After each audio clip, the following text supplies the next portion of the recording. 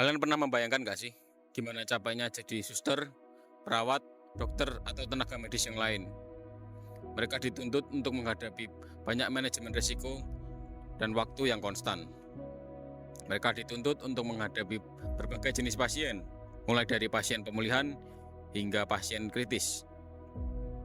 Tentu kita semua tahu sangat melelahkan untuk menjadi tenaga medis. Hal ini dapat menyebabkan penurunan performa hingga turunnya kepuasan pelanggan. Lalu, apa solusinya? Perkenalkan, nama saya Joshua Nathan Niksanto sebagai AI Researcher. Saya Gabriel Gottfried Weidginmon selaku Medical Data Researcher. Saya Franciscus Theophanis Ortiza Namsa sebagai Program Engineer. Kami, kelompok Veda DX, mengangkat tema AI Powered Summation and Recommendation from Conversation membuat Vera.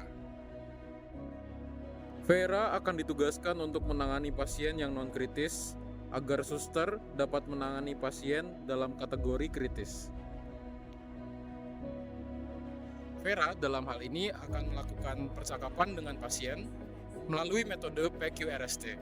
Vera selanjutnya akan mendengarkan dan memberikan respon, selanjutnya membuat summarize, dan akhirnya dibentuklah sebuah file PDF yang akan dibaca oleh suster, dan suster akan mendapatkan rekomendasi dari dalam sebuah file PDF tersebut.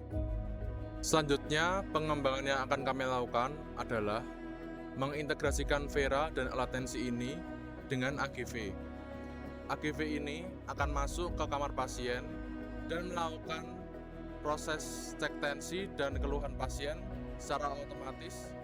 Pengembangan selanjutnya adalah kami menempatkan alat ini pada sisi tempat tidur pasien agar mudah melakukan pengecekan hanya dengan pasien duduk di tempat tidur saja. Pasien tetap menjadi prioritas. Namun, kebutuhan pasien yang non-urgent dapat menginterupsi perawat yang merawat pasien lebih urgent. Vera hadir untuk memfilter interupsi tersebut. Halo Vera.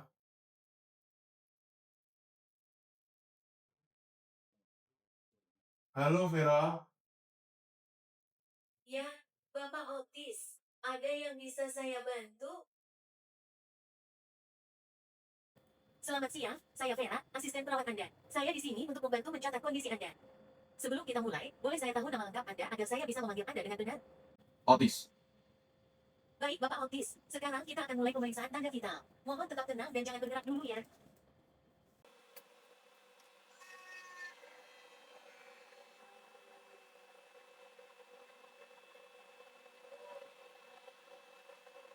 Pengukuran selesai. Hasil Anda, tekanan darah 120/64 dengan detak jantung 74.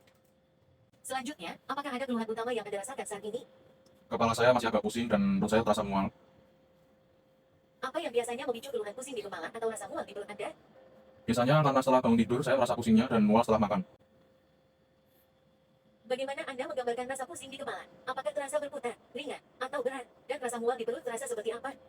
Pusingnya seperti kepalanya berputar-putar dan mualnya seperti ditusuk-tusuk. Di mana tepatnya Anda merasakan pusing di kepala?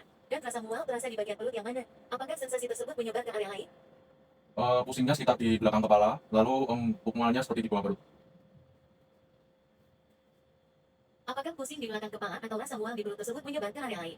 Misalnya leher, bahu, atau bagian tubuh lainnya? Kalau pusing mungkin menyebar di sekitar leher. Berapa tingkat keparahan pusing dan rasa mual Anda pada skala 0 sampai 10? Dan bagaimana keduanya memengaruhi aktivitas sehari-hari Anda? Dari skala pusing mungkin 5/10 dan mualnya 7/10. Baik, terima kasih atas informasi lengkapnya. Baik, selain keluhan tadi, apakah ada hal lain yang Anda rasakan? Badan saya masih agak lemas. Baik, saya catat keluhan Anda mengenai badan yang masih agak tidak nyaman. Akan saya sampaikan ke suster jaga. Baik, Bapak Otis, semua data sudah saya catat. Saya akan sampaikan laporan ini kepada perawat jaga. Semoga Anda lekas pulih. Terima kasih sudah menonton. Jangan lupa untuk mendukung Vera dan tim Veda DX di Bit Health Health Tech AI Challenge. Terima kasih. Sekian dari kami, tim Veda DX, pamit izin mundur. Bye-bye.